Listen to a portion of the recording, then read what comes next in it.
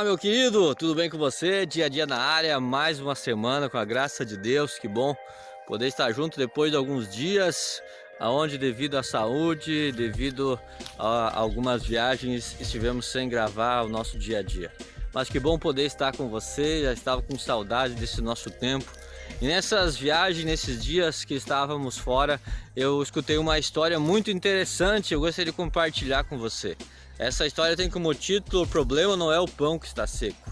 Contam que um rapaz tinha um pão e ele comeu desse pão, e certo dia passou e o pão estava seco e ele começou a reclamar. Ele disse: nossa, mas esse pão está seco. E alguém disse assim: o problema não é o pão estar seco, o problema é não ter pão.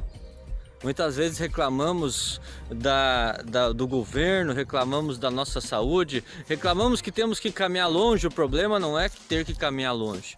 O problema é não ter pernas ou não ter condições de caminhar. O problema muitas vezes não é que a gasolina está caro. O problema é não ter um carro para poder se locomover. O problema muitas vezes não é o nosso trabalho, que é um trabalho difícil, que é um trabalho pesado. O problema é não ter trabalho. O problema muitas vezes não é a família que é difícil, o problema é não ter uma família.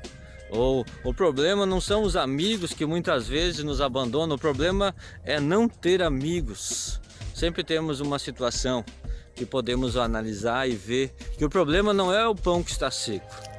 O problema é quando nós não temos pão. O problema é quando a situação é mais grave do que nós pensamos. O problema não é a saúde, que a tosse que não vai embora, a gripe que não nos deixa, ou aquela situação que não muda. O problema é quando nós não temos mais a vida, ou quando estamos debilitados e tudo, não temos ninguém ao nosso lado.